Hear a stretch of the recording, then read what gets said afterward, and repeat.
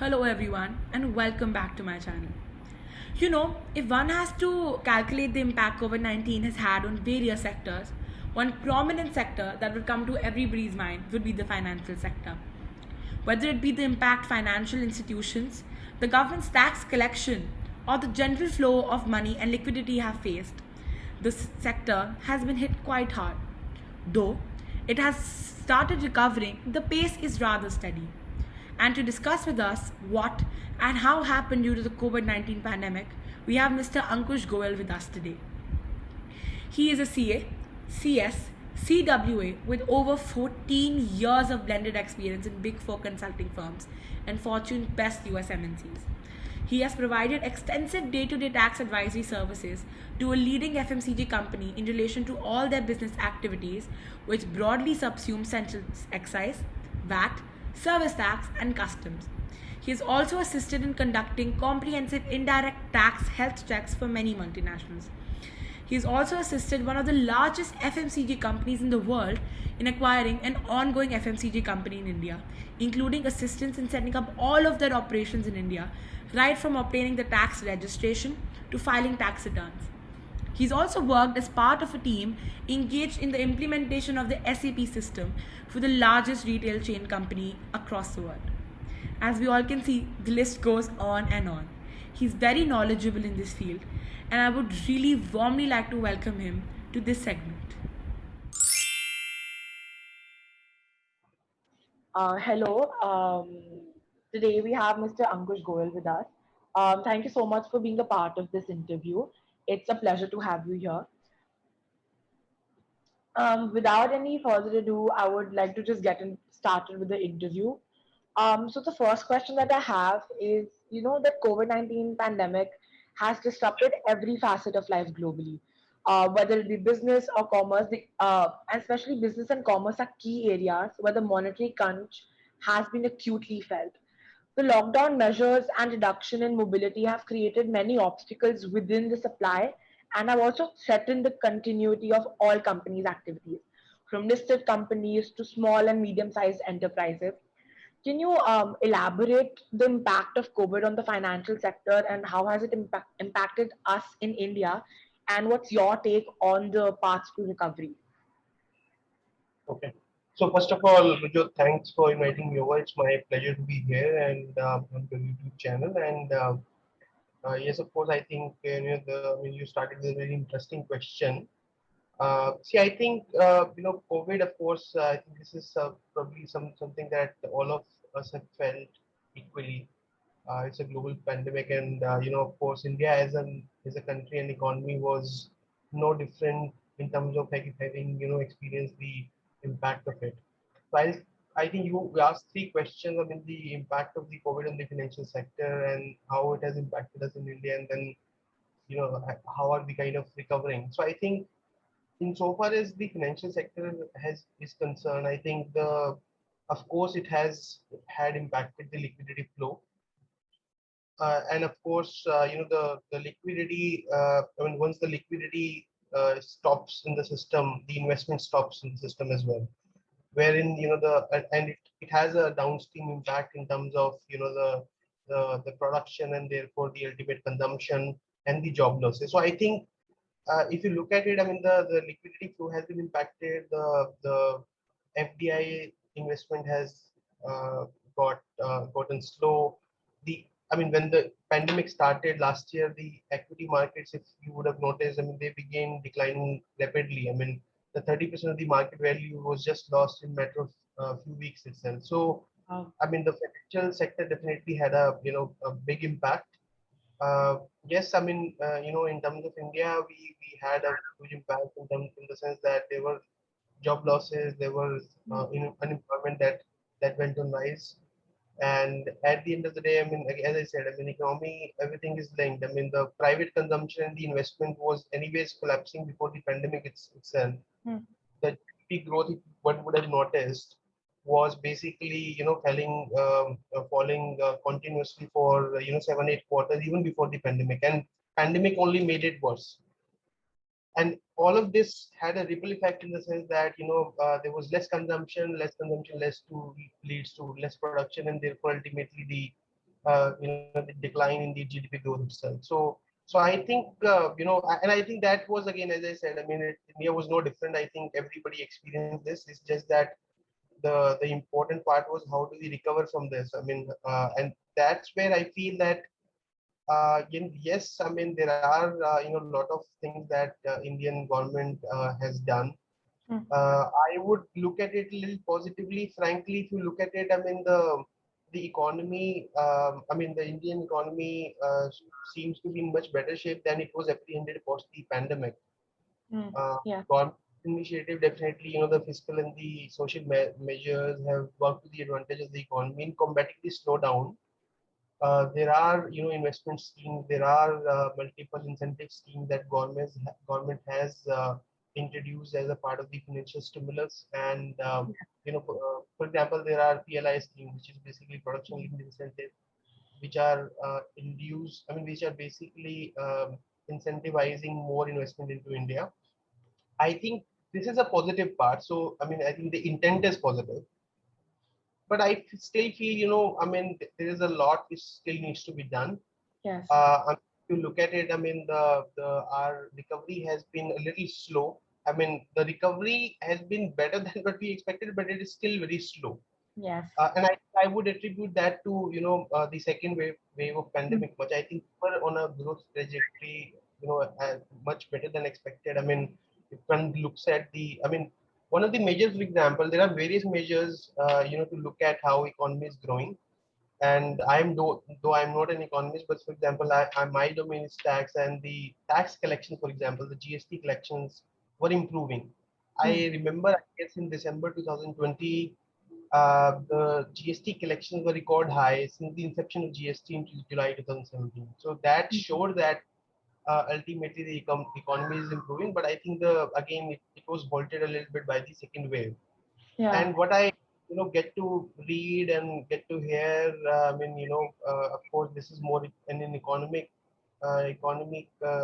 thing, but I mean, I think what we are looking at is a K-shaped sort of a recovery rather than V-shape. I mean, V-shape is when you fall gradually and then you rise. Again, the rise is also steep. But I think India is sort of going into a K-shaped recovery, wherein I think the expectation is that there will be few sectors of the society, there will be a few sectors of the economy which will grow faster than there are the other few sectors will grow not as fast. So I think that will frankly lead to a little bit of an imbalance, and that's where I feel government needs to work a little bit more in terms of I think introducing a little bit more of fiscal and monetary support, and relief packages. So I think uh, that's that's about it. I think it's a long topic. We can spend time on this, but I feel that at the end of the day, the take is that we are recovering. Growth is better than what we expected, but a lot still needs to be done in terms of the measure, because and I like to also add the financial stimulus that government introduced. uh, I think yes, again it was not talked about when it was introduced, but one thing was that a lot of those stimulus were the credit driven, not, I would say, as much focused on the job creation and all those factors, which again, I mean, and I think that's where I feel personally, if government kind of focuses more on job creation and for example, the introducing I mean, liquidity mode. I think those Yeah. are the things which will frankly help us, recover at a better pace. Yeah. Great. I think we've started at a great I think we started a great note. And as you spoke about certain schemes that the government is launching and the stimulus, we also will be talking about that a little later in the interview. So I think we started on a great note. I would actually like to take this discussion a little further. The government has announced series of financial stimulus to increase the liquidity and investment. We spoke about how it has helped a bit, but can you elaborate on how much of it, how much it has helped, and what more can be done?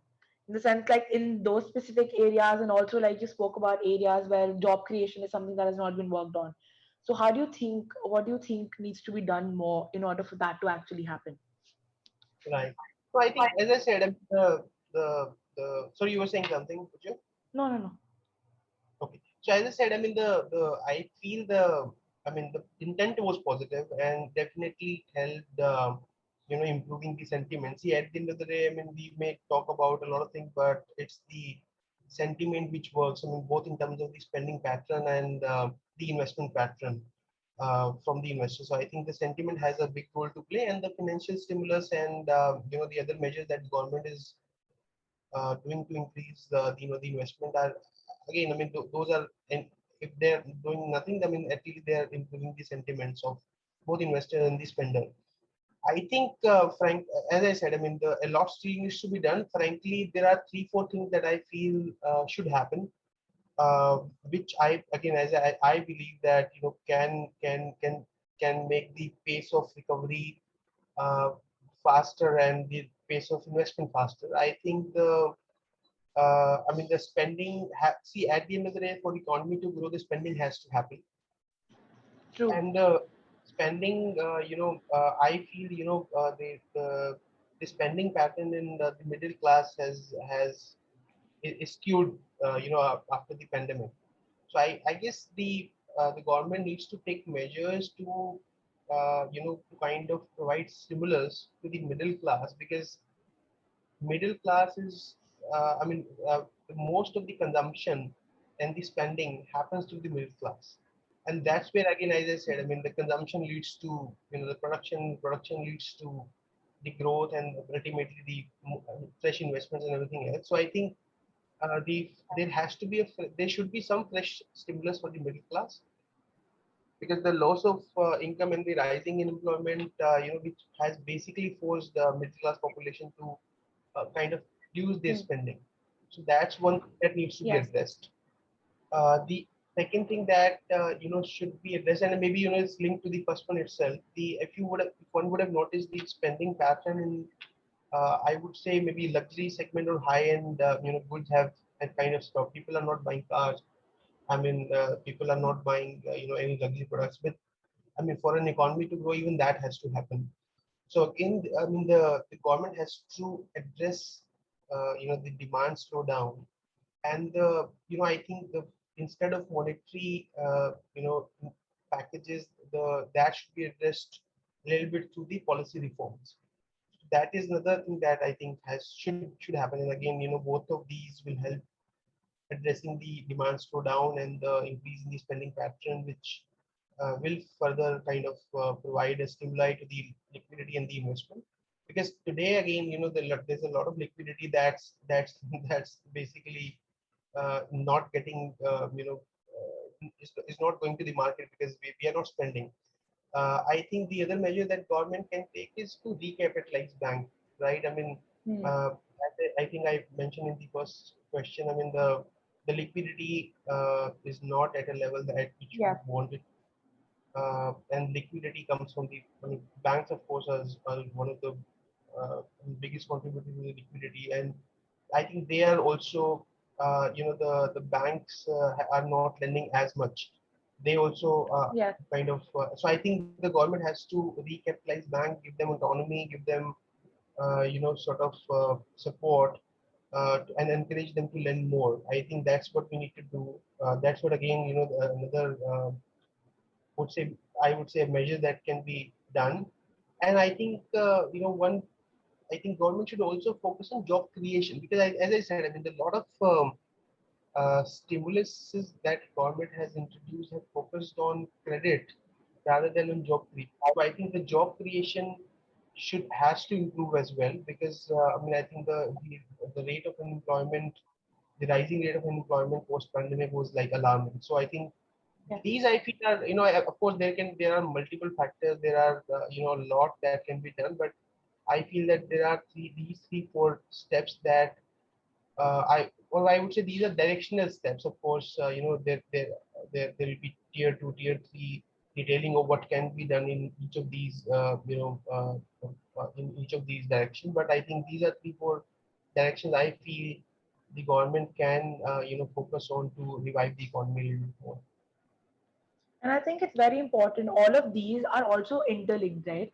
You have job creation, and when I talk about consumption and spending, right, they're also intertwined with each other. That is, if one happens, then all of them will flow again in an order.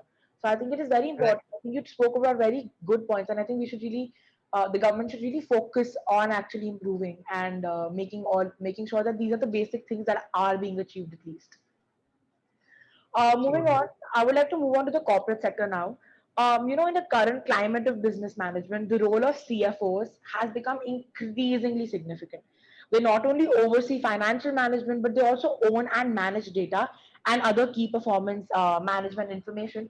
What is your sense around how the role of CFO is evolving to provide actionable insights for strategic decision making taking place in organizations?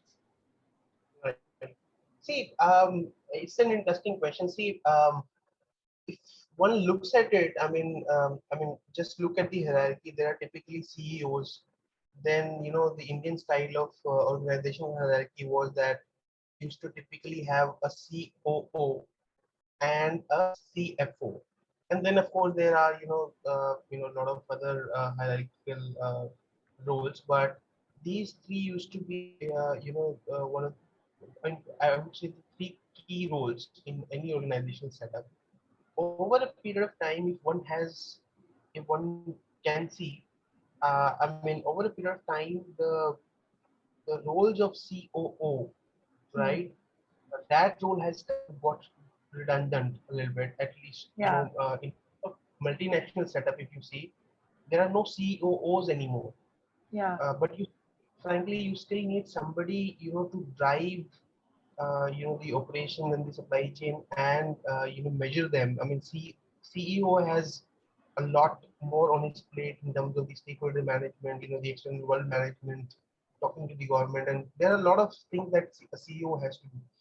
So as I see, over a period of time, when I've worked in multinationals, most of my career, as I have seen, uh, that role, I mean, the role of COO has been assigned mostly to CFOs. So CFOs these days, and therefore, I mean, what I'm trying to say is that the role of CFOs have evolved, and it has evolved to grow exponentially and strategically, because so they are, I mean, if one likes to put it this way, I mean, they're really the right hand for a CEO, or the management, because the way I look at a CFO is, I mean, they they kind of handle a variety of stuff, be it the governance, compliance, liquidity, financials, measurement, the return on the investments. So I mean, if you look at it, I mean, I have seen my CFOs, the CFOs that I have worked with, they drive the operations and supply chain. Frankly, I mean, they kind of are the ones who, on behalf of CEOs and the management, drive the operations, Mhm. measure them, kind of give them the targets, and at the end of the day, they are the ones who has to ensure that there is enough liquidity, Mhm. both from a, then from, to be able to pay to the vendors and all of that. So I think it has evolved strategically and has grown, as I said. I mean, Mhm. and I feel that they are not CFOs, I mean, just accountants. They're Yeah, definitely not just yeah, accountants who are writing books and are reporting numbers. yeah. uh, they are ones who are driving operation and driving business as much as a CEO and management would like them to be. So I think that's how I feel the role of CFOs have evolved over a period of time. Yeah. So basically, we're also, I think, at this point trying to say that COO, the Chief Operating Officer, has now, so it's been basically merged into CEO and CFO predominantly because they're the one who are managing the entire operation and supply chain. Yes, yes, yes. So I mean, right. I mean, that's the way to put it. I mean, initially when there were three roles, the CFO was much more focused on the books, Yeah. on the liquidity, on governance. But I think, as I said, I mean, the role of COO has also got added to their KRAs, which has basically, I mean, it is good for, I mean, it is good for any finance professional now, because now, if, I mean, I'm a finance professional, and one looks at a role of a CFO as somebody who is next to the management. So I mean that's how I would say the role of CFOs are. I mean, and maybe anecdotally, if you look at it, uh, I mean most of the CFOs become the CEOs in most of the companies. Yeah, So I mean the reason for that is that they are the ones who, apart from CEOs, have a wholesome view of what's going yeah. on, right? I was actually having this conversation with Miss Pooja Murada also, where we were actually talking about that, most of the financial roles are all of these CEOs have mostly now, if I talk about CEOs of companies, usually do have a financial background, right? And it is Yes, amazing to see that now it is something that you can see everywhere. A lot of the CEOs now have a financial background. It's I think it's very true, because then you're able to have a holistic view, not only talking about operations and management, but you're also talking about financially how the company is viable and what is going to be good for it. I think that yes, really helps. That really helps. That's really nice. Perfect. As private investment remains muted and the GDP growth is low, as we discussed earlier also, India has announced big cuts in its corporate tax rates to bring them to par with Asian peers. The tax cut is a positive long term measure that incentivizes investment and also improves the ability of companies to invest. However, at best, it is only partly compensating for the regulatory uncertainties and higher costs of doing business in India. Um, from your perspective, do you see that the cuts advocate to create positive impact, or more needs to be done over here? Also, considering that India also is a country that does not collect as much tax as it should. So, right. what do you think? Okay. See, my domain is tax with the finance group. So, of course, this question is right into my domain. So, see, I mean the corporate tax rate cut that was announced, sometime back. If one looks at it, I mean the India has frankly at this point of time have aligned to the tax rate in most of the developed jurisdiction, because the tax rate that was existing before the tax cut was high, Yeah, and that was what a deterrent, frankly, to investments in India, as compared to the some of the other countries which has recently come up. Okay, so I think frankly, if we look, I mean there is a positive side as well, because the tax rate cut for new investment was very low. I mean it was 15%. If somebody kind of invests into a new company, for a fresh project and everything. So I think that's kept at a very, very low rate, which is, in most of the developed and developing economies, I think this is one of the lowest rate that we have. So, I mean, there are again positive sides to it, and there are, again, some improvement areas. The positive side is that it was a welcome step for sure. I mean, I work for corporates, and I think there was definitely a positive sentiment when this cut was announced. But I think, frankly, if we look at it, our strength is, we are basically a low-cost hub, low-cost jurisdiction. You yeah, know, our strength is, the availability of cheap labor. yes, And I think that's where, if you look at it, China has, how China grew in the last 2-3 decades, because they had they kind of were able to latch onto their population and the cheap labor. And that's how I think they grew. And we are in the same spot. If you look at it, I mean we have availability of cheap labor than any other jurisdiction in the world. So while tax rate cut is one of the factors, I think there are a lot of other factors which needs to come together to be able to create a positive impact. And I so for example, we talk about ease of doing business. There are again a lot of measures that government has taken in that regard, but a lot again still needs to be done. So I think we need to create a progressive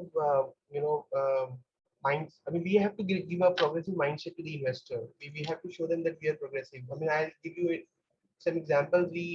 When I think some time back, people were lifting their shops from or the industries from China, there was an opportunity before India to be able to create, and I think China had a lot of, contract manufacturing hubs for a lot of multinational corporations. For Yes, example, Apple. yes, yes. So at that point of time, India had the opportunity to attract those investments. India did attract. However, if you look at some of the other neighboring Southeast Asian countries like Vietnam or Taiwan, they bagged the most of such investments in their equity because they were able to show much more progressiveness. They were able to show a lot of promise, much more promises than us to the investors, and that's how I would say large part of those investments or those reshuffle of the industries went to these countries that then to India. So I feel again, the overall sentiment of investor has to be made positive by encouraging by kind of again investing a lot, investing in infra, and I think tax rate cut is one of definitely one of factor, but again there are a lot of other stuff that has to come together to be able to create a positive impact.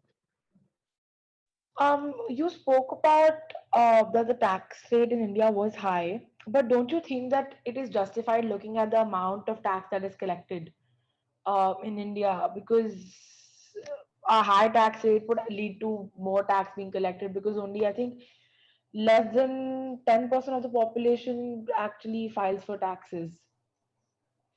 So okay, again good question. So see, I don't remember exactly, but I was once reading an article published by a very very renowned economist, and I think what he told us was that when we looked at historically, tax was Yes. never a measure of revenue.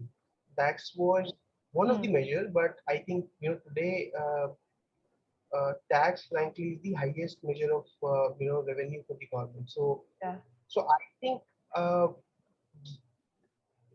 increasing tax rates for improving tax collection so that it improves government revenue is not a good measure. Why, the reason we see if we look at the reasons why we are not able to, you have mentioned this twice, Gurjot, that we are not able to collect as much as we should.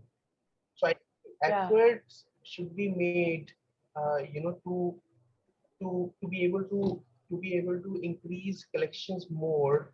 Or I think there are frankly again a lot of efforts being made to bring a lot more people as into what we call as the mainstream or white Hmm. economy rather than a black economy. I think it's a black economy, frankly, which is a problem for us, which has to be targeted and curbed rather than increasing. See, at the end of the day, increasing the tax rate, uh, most of the tax rate collection happens to the middle class and the corporates, and both of them are always compliant, right? Mostly compliant, I would say. So, I mean, uh, it's like this. I mean, the one who pays will suffer more, and one who doesn't pay will suffer. True. They don't pay. True. So I think it's important that we take measures to curb the black economy and bring more people in the tax net. And I think frankly a lot of that has happened. With GST, I think again there was again positive sentiment. For example, the small shop owners, if they used to hesitate a lot initially, to report sales and therefore to grab a tax registration number and file returns. With GST, a lot of transparency has come, and therefore a lot of people have registered themselves, are reporting sales. So, and there are tons of other measures as well. If you look at it, that government has introduced. Most of the systems, for example, if you look at it, most of the systems have been linked. What you spend today on your credit card gets reported. Yes. That kind of gives government a data that what is your spending habit, how much are you spending, and if you are spending more than what you're reporting, Yeah. because again whatever you spend gets reported by credit card companies, and then of course that is linked to the income tax, and today income tax is, for example, linked to, I mean, the income tax linked to the GST will happen shortly. So uh, there is a lot which is going on, and I think that should be the way for us to be able to collect more taxes rather than increasing the tax rate. That's my Yeah. yeah. Okay, now because we've been talking about taxes a lot, I would like to take this discussion further and I would like to talk about a Lok Sabha bill that was passed. So the Lok Sabha passed a bill to scrap the controversial retrospective tax that was introduced in March of 2020, March of 2012. It is a move that has been welcomed by a host of economists and foreign businesses. How do you think this will impact the Indian economy and businesses in the future, or how it has impacted also? So it is definitely a a very positive move. It all started with in the famous Vodafone case, wherein I think the verdict. I will not go into the detail of what the issue was about, but there was a verdict which was announced by Supreme Court in favor of Vodafone, which was, see, at the end of the day, if one looks at it, it was probably a legitimate tax planning that Vodafone did at that point of time.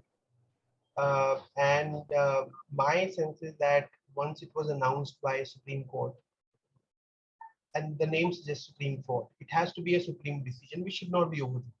So, I mean, we have to respect that. And if we feel, I mean, as a government, if we feel that, there is something, this has skipped our attention, we should bring that, all those changes prospectively. I mean, we definitely don't want to promote an economy wherein there are, there are loopholes in our system which, one can take advantage of. But if somebody has already taken an advantage, we call it legitimate.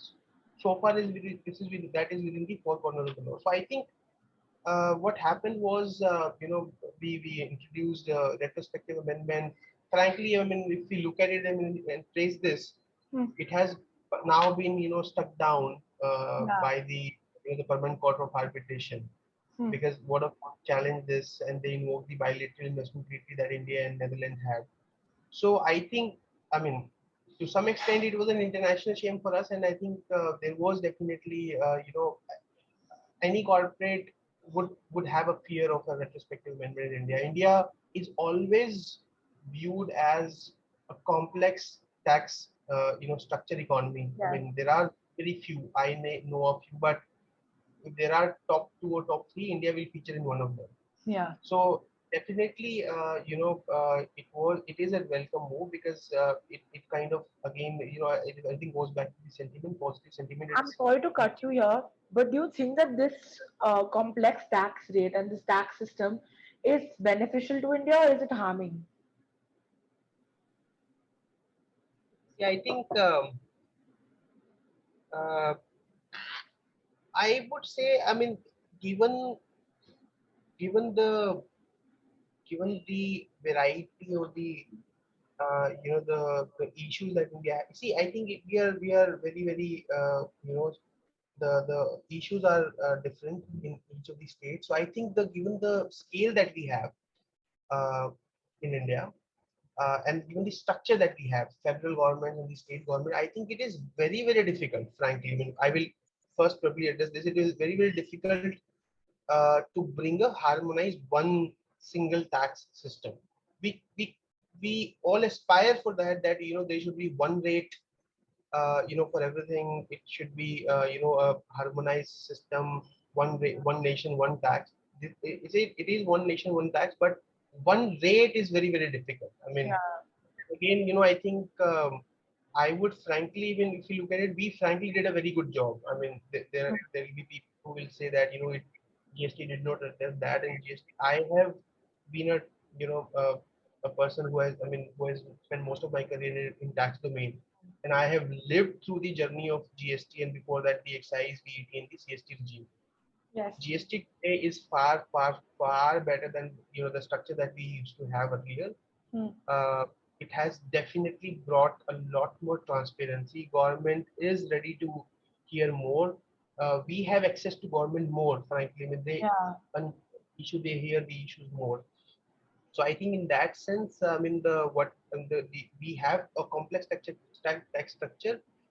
Investors doesn't definitely look at it as a very positive Hmm. sign, but I think if you look at multinationals, they have understood that this is how things works in India. So Hmm.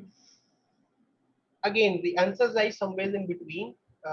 We have to come to a little more simpler structure.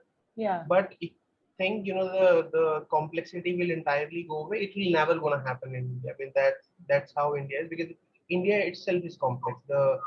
The variety of the issues here are very very different from what we have in. For example, we have the whole of European Europe in one European VAT Yeah. with mostly one rate.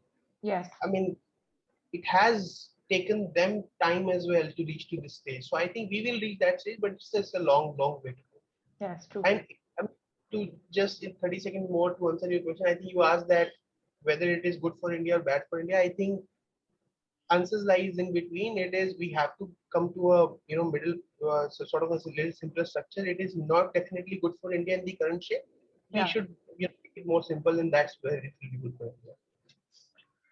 All right. Okay. Now we see that financial markets around the world have become more accessible than ever before. And yet every country is different with its own set of financial, accounting, legal, and fiscal systems, and its own cultural norms. What are the challenges and opportunities for businesses and governments to harmonize this?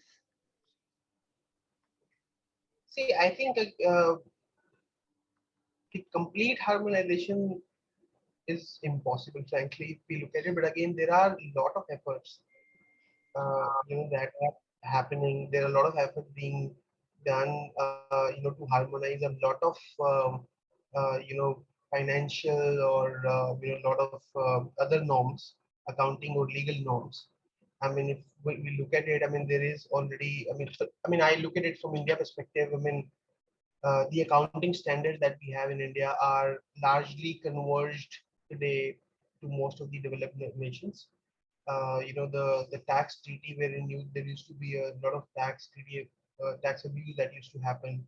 Those are being standardized as a part of a big project called BEPS, base erosion and profit shifting. So a lot of developed and developing nations are part of that project, India being one of them.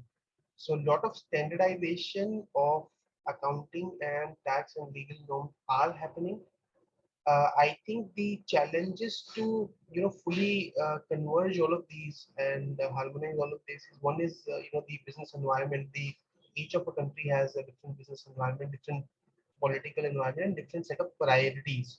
At this point of time, India's priorities will be different from what from maybe Europe or from USA. So of course, at that will be there at any point of time. So I think it could be a harmonization or synchronization or conversion, whatever you want to call it, to Yeah. some level.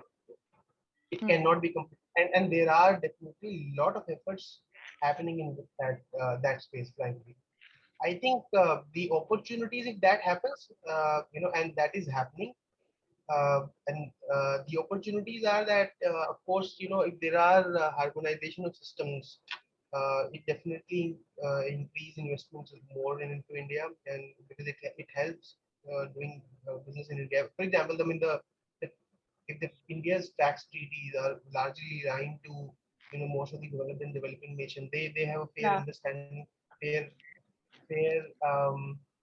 I would say sense of what put tax Hmm. issues, and if there are if there is a happen, I mean how that be tackled today. I mean, sometime back that used I mean, that there used to be a fear around that point. So I think then of Yeah. course it is good for India because it will create opportunities. India anyways is a low cost country. Everyone wants to invest in India, and True. True. when True. get to if the investors again gets a feeling that the accounting standard, the financial and the legal norms are converged or more like their legal norms. Of course, it again is a positive sentiment. So I think those are, I would say, the challenges and the opportunities. But as I said, I mean, there is a lot happening in this space as well. And India, is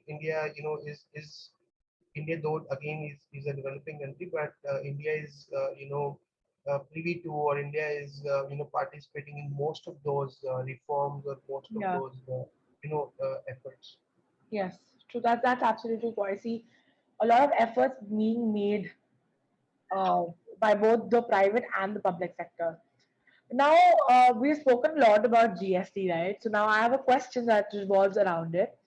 The goods and services tax, also known as GST, has been one of the biggest tax reforms in India since independence.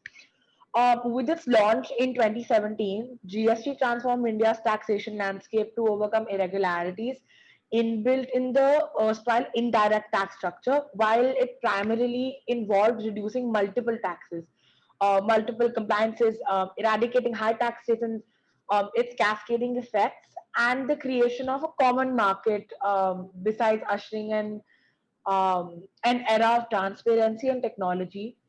uh, what are some of the challenges and opportunities the GST regime has to offer us? Now we've spoken a lot about it, but like could we like in detail list, what can be certain opportunities and what have been certain challenges because of GST? Okay. See, I think again, we have frankly done in India has a good job in implementing GST. Uh, I, and I think if we look at it, it Hmm. has definitely reduced, it has definitely taken away all the multiple tax regimes that we used to have earlier. So if today I need to Yeah, look at, an answer for my question, I mean, I look at only one book. I mean, that's maybe a like a part of it. I mean, I am frankly, I mean, within the tax domain, I have been most of part of my career an indirect tax yeah, expert.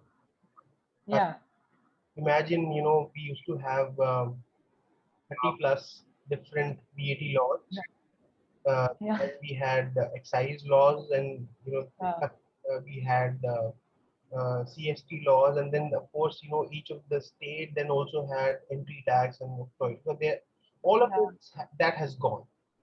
So the So basically, it has narrowed the spectrum down. absolutely It has narrowed the funnel down to one point. correct. So I think, and therefore to that extent, I mean, the if the answer, if there is a question, the answer to that has to come from that one single tax regime. And good Yeah, part was that all state participated, and they converged and they accepted the model law. So the law across the state, across India, is the same. The rates may yeah, be, rate depends upon the commodity, but the law is the same. yes, There used, because again, earlier the taxes were monitored by different structures. There were central taxes, there were state taxes, and uh, they used to not allow a credit of one tax against the other. I mean, central will not allow a tax credit for a state tax law, yeah, and vice versa. So of course that has gone. yeah, A lot of convergence, a lot of harmony is there in terms of removing the cascading effect of the taxes. Uh, Definitely, GST has increased compliances, but only for good, I would say. See, yeah, all of your systems are automated, and with the measures that are being taken, I mean, it mm, has, I mean, everything will go, online in times to come. So I think that is another thing. I mean, it has definitely increased compliances, but only for good. I mean, everything is traceable, yeah, source, yeah, which is again, one of the important point, as I mentioned in my point on the black economy. I think all of these measures are going to only help us bring more efficient and more, more structured and more developed. I think in terms of the yeah, challenges and the opportunities, see, the challenges are that there are, few issues, uh, yeah, and those are sectoral issues which are still unanswered for a long time. GST, it's been 4 years, 4+ years now. GST has come, so I think the sectoral issues have not been answered. Uh, uh, I think the system was the whole of the government system was very active, uh, yeah, talking to the industry in, bringing the changes till about 2019. However, the pace of the reforms that needs to happen in GST, or the pace of, for example, the changes that needs to happen, has kind of dried down a lot.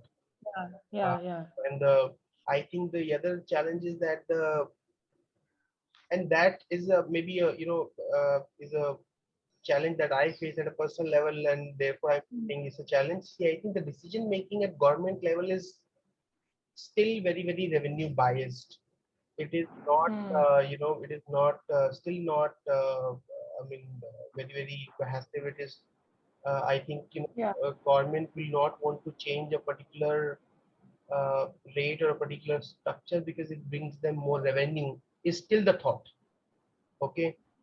I think we again, one of the challenges that on some goods the tax rate is very high still.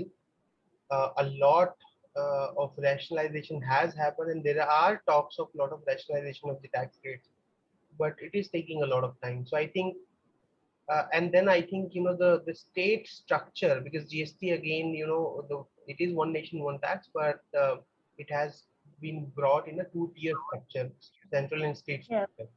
So the yeah, state structure, will lead to a lot more challenges in future. I uh, believe, because as it is, if one looks at it, I mean, there is a provision of advanced ruling, GST law or any law for that matter. I mean, if you have a question on a transaction that you want to do, you can approach the government to give you a advanced ruling on that yes, question. The challenge is that the advanced ruling lies to your jurisdictional state department. hmm. I mean, there is a representation of the central as well, but again, because the different states today on the same topic Hmm.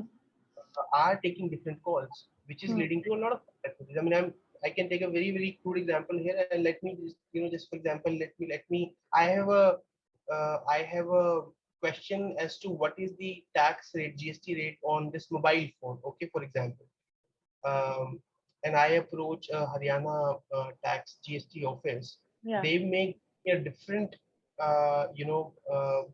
different answer to what maybe let's say Maharashtra or Tamil Nadu may give us. So, yeah, and that's where again the state structure and yeah, the assessment etc. has not started happening in GST. Once the yeah, assessment will happen, I feel that the state structure will lead to more complexity, because each state will also be a lot more revenue biased, and they will also like to look at the answer to a specific question in terms of what suits them the best.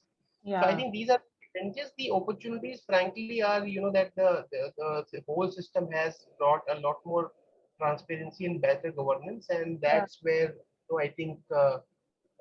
And of course, it has also led to a lot of, I would say, the cost rationalization, because there were, some structures that had to be created in the earlier tax regime just purely because, that was leading to double taxation or tax on tax.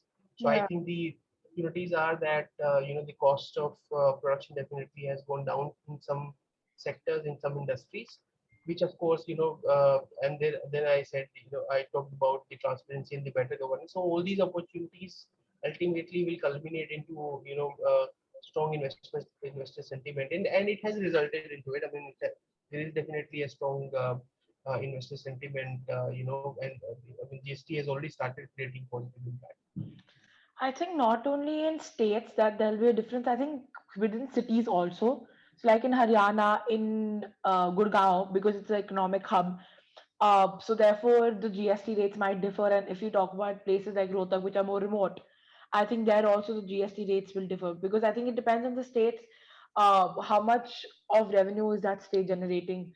Will you see what the economic level is and then be able to decide what the GST should be? I think that becomes more complex.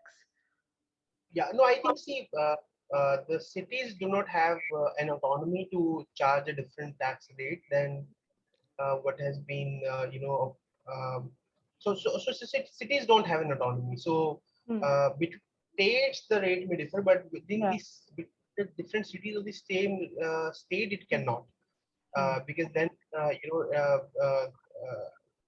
frankly, I mean, they don't have the autonomy to do that. I mean, Yeah. the Okay. body which decides it is at a state level, not at a city level. Hmm. So at least, I mean, we are saved on that part, frankly. Yeah. But Because I there's mean, going to be more confusion. Absolutely. It used to be, for example, I mean, to some extent, not to a very large extent, but to some extent, when there used to be a PROI or entry tax, Yeah. that entry tax was also, in some cases, was used to differ from a municipality to municipality. You Yeah. know, Yeah. Yeah. Octroi was there in Maharashtra, and I think used to differ from municipality to municipality. So there it used to be, a lot of chaos. But Yes. I think, frankly, I think those days, frankly, have gone. So Yeah. at least, within the state, we will still be okay. Yeah. Yeah. We were talking about the allocation of expenditure by the government. So that makes me think about a question. Does expenditure need to be allocated in a better way? And like, how can that be done? Because I think allocation is a problem. Like, if I see healthcare, like if I talk about the times of COVID, healthcare has been hit really hard. And honestly, this shows us that there's not a lot of expenditure that is, or even if it is being put, then I think it's not being used wisely. So, do you think that there needs to be some reforms in the allocation of the expenditure also? No, I think, yeah, that's right, and that's where, if you see, I mean, the recent reports are suggesting that we will have a K-shaped recovery, as I said. Yeah, Uh, you know, and the it K-shaped recovery is kind of a proof of the point that the sectoral growth is different. Or the one state of the society. For example, the people who can afford, yeah, they have saved, so of course they can spend now. yeah, But the lower income group, they can't spend now because they lost their jobs, yeah, and job creation which is happening. So what I'm trying to say is that there is a K-shaped recovery, which is a testimony of the fact that the allocation between different sectors hmm, uh, not uh, is not appropriate.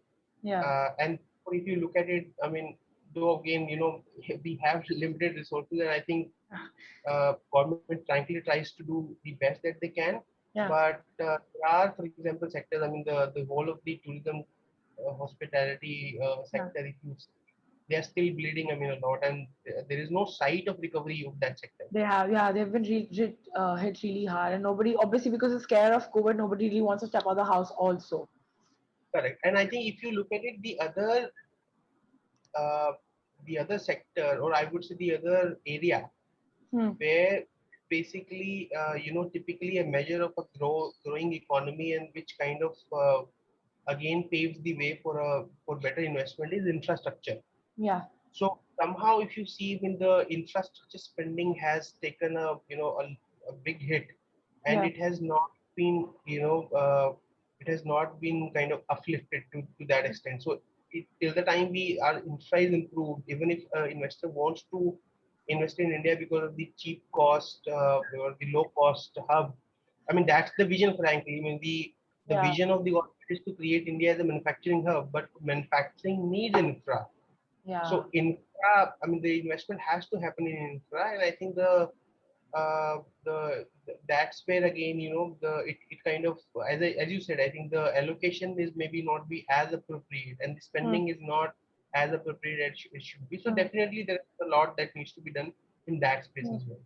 But I think, again, I would probably like to emphasize also a little bit that I don't know. I mean, our resources are also very very limited, and that's where I Yeah, think maybe economists must be doing a better job in in doing what's yeah. supposed to be done. But I think when we look at it from an outside perspective, that's where we feel that some reforms, some changes should be done there.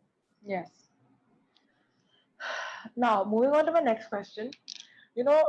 Two-thirds of India's population lives in rural areas where financial services have made few inroads so far.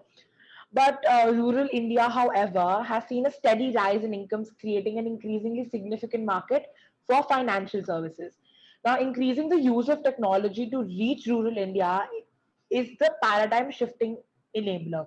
How do you see this shaping up and fueling India's financial sector growth in the future? So I think, see, again, and I once worked the financial sector. Yeah, Uh, And if you look at it, I mean, I give you this example of a credit card. Yeah. I mean, initially, most of the credit card corporates used to be focused a lot more on the the urban sector or Yeah. urban areas or the tier one cities. Yeah. There was not a large focus, on the rural part or the tier two, tier three cities. Yes. But as that market saturated, and frankly, I mean, the large part of our population still lives in tier two, tier three cities, or even the rural sector. So I think over a period of time, they also realize that it's a tough competition out there in tier one cities, in the urban Yeah. areas, Yeah. and the how the economy is growing, how the technology is accessible now. Mm. Frankly, I mean, Yes. we have give a lot to the accessibility of the technology, Mm. uh, and frankly, everything comes with that. I Yeah. mean, the accessibility of the technologies to the rural areas. People have, I mean, they grow mentally, they grow socially, Yeah. and that's, I think, they kind of open up more. It leads. Again, it kind of, to some extent, it helps. It helps in them being better educated, Yes. being better aware, Mm. and find, again, it also kind of makes them important, Yes. the eyes of others. So I think I would say a lot of what will happen in for the rural areas, and what is already happening in terms of the financial sector has to do with the technologies, because today all of them, today, for example, the financial sector is focused a lot more on the rural areas. I mean, credit card, for example, I mean, they don't shy away from giving credit cards to the to anyone in the rural areas. I mean, the loans, uh, Mm. or again, because again, the technology is also leading to a lot of spending habits being changed. Yes. When the spending changes, of course, the investment has to come in. I mean, I mean, the spending changes and the liquidity has to increase, and that's where again, Yes. the financial sector has a role to play, because then I mean, the liquidity comes from the financial sector. So I think it's again, something which is interlinked. uh, the financial sector is a lot more focused thanks to the technology, and I think, I feel that as we tap more into our rural areas, tap more into, and focus there, I think, that's where we will pave ourselves for a better, or a developed economy. Yeah. True, I completely agree. Also, I think during this discussion, I think I've actually had a lot of perspectives. Like, I really never thought of the finance sector that, in such great detail. But like while I was researching, also now after speaking to you, I think there are certain things that are of utmost importance and are coming up repeatedly, which I think the government needs to also work upon. So I think it's really widening my horizon also. Coming on to my last question, the union government has announced its intention to monetize about rupees 6 trillion worth of assets held by it and the public sector units, by letting the private sector bid for operating such assets for the next 25 years or so without giving away title of the underlying assets. What are some of the challenges and opportunities that you will see unlock India's future growth through these enhanced expenditure? I think this is again, this is only going to help. There are many examples that Yeah. we have.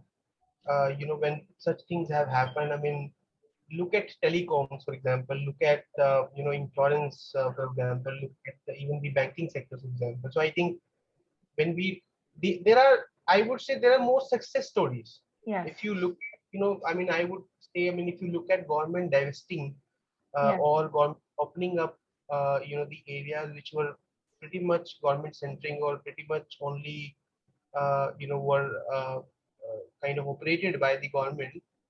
If you Yeah. look at in the last 2 3 decades, I mean, there are only success stories to tell. Yes. Uh, and I mentioned three of such sectors. So, for example, I mean, even for that matter, look at the airports. I mean, now, I mean, if I take an example here, I mean, railways, Yes. right? I mean, I think there have been a lot of talks about railway being privatized, or the private sector being allowed to operate trains and all that. See, I mean, that is frankly, if you look at me, if you look at it, I mean, the it is only going to help. Mm. I mean, government can do only as much, right? And I mean, I think frankly a lot of a lot Mm. of the pace frankly is slow in our system is Yeah. bureaucratically slow. I mean, a simple tendering process, for example. But don't you think The that the introduction of private sector in the matter of suppose railways is going to actually increase the prices and make it difficult for the middle class or the lower middle class to actually travel and use avail these services? Because if the no, private or something, See, I think it is going to help in two ways. I mean, see, of course, there will be a little. I mean, of course, if somebody invests and they will want to make money, I mean, yeah, that's how the private sector will look at it. But I think it will also improve a lot of infra. I mean, today, I think there are a lot of untapped potential in the railway sector, for example, yeah, that we don't cater to because we have limited resources. I mean, the government has limited resources, and of course the government I mean the process itself doesn't allow the government to do that. I mean, as I was saying, the tendering process, yes, I mean, our process of tendering is still very very old. yes, uh, Talk about innovations, but I think the eligibility criteria in the mm, tender are so old fashioned it is, that it may so happen that for a particular tender which is talking about introducing technology in railway, for example, mm, a multinational corporation which has a better technology, which has everything, they have invested in technology, may not be able to get the tender, and a private small player in India will not be able to get it. We will be able to get it. So I think, and that has a lot to do with our stuck. I mean, the tendering process itself. So yes, I think that's where I feel mm, it's not just about when private sector comes, it to me it also means a lot on the being about efficiency. yes, They are it will bring a lot more efficiency in the system, mm, which will definitely Parson, I would say, the pace, overall pace, that of our growth and everything else. So I think that's where, and I've had a lot of experience of, how the bureaucratic, I mean, how the government system works. It is slow. I mean, to that extent, I think, that is something that I see as a positive side. yes, Uh, See, there would be some negatives, but I mean, if personally, if I would like to weigh in the positives over the negatives, the positives are far more than yes, the the negatives, negatives, yes, absolutely. right? All right. This brings us to the end of our discussion, but it was amazing to have you here. I actually got such deep insights, and I actually got to know about the financial sector in a light that I've never seen before. And I always thought finance is something that's very boring and that's not exciting. But like after having this discussion, I think it is a very exciting sector. And it's not only about numbers; it's also about managing other parts. It's not only about books and numbers and maths, but also management and how you can uplift one sector and how it can help overall achieve certain goals. I think it's beautiful. Before we end our discussion, I would like. Is there anything that you would like to say to anybody who's watching this video? A small keynote. Okay, so I think I feel that as I mean, since I come from a financial sector, I think we should as individuals should keep pace with the with the what with all these factors. I think we should make an attempt to understand. We may hear a lot about it, but I think we should give a we should understand how what are the various factors Yes. that economy. Maybe I'm talking very technically here, but I think we should try to understand this a little bit more. Yes. and that's why, that's how, if we look at it, I mean, that's how we, I mean, we can simply criticize Yeah. government sometimes, but Yeah. as I mean, you have heard me, in the overall discussion, Yeah. that there are areas of improvement, but Yeah. we have to also look at the positives. I mean, Yes. the way government is, the government is frankly, very, very open. They will be revenue biased like anyone. I mean, if we have a business, we will of course want to Yeah. our revenue, our profits to grow. True. Government also works on, if we have talked about, the allocation and all. If government needs to spend, they have to collect. And so, of Mm. course, in some there will be more revenue bias. But I think what I'm trying to say is that we have to understand how uh, all of this works, and that's how we will be able to appreciate this more, frankly. I mean, Yeah. we'll be able to appreciate all the most of the work that is being done by the government. I mean, uh, and we will be able to also be able to come up with the ideas. I mean, Yes. what Yeah. improvements are. So I think we should all keep up with the pace of, all these economic factors that that kind of changes, Mm. the economy. Thank you. Yeah. Yeah. Absolutely. I think financial literacy in this era is of utmost importance, and everybody should have at least some financial literacy to understand what all schemes the government's launching, any stimulus that's happening, and to basically understand the working of the economy better, so that one can not only criticize the government but actually, see what all reforms are happening and certain ideas that can come up and which are obviously going to help in the development of this economy. And I think that's also going to lead to more and more people being part of the financial sector and helping the economy move a step further. I think Absolutely. it's very important to have financial literacy in this time. Thank you so much for being a part of this video. And for everyone out there who's watching, please do like, share, subscribe to my channel. If you please like if you really like this video, and if you didn't like it, please go ahead and also press the dislike button. Please watch the video and do subscribe to my channel if you like it. And thank you so much once again for being a part of this video. It was amazing to talk to you. I mean, pleasure is all mine, is all I say. I mean, and I wish you all the best, Gurjot. Thank you so much.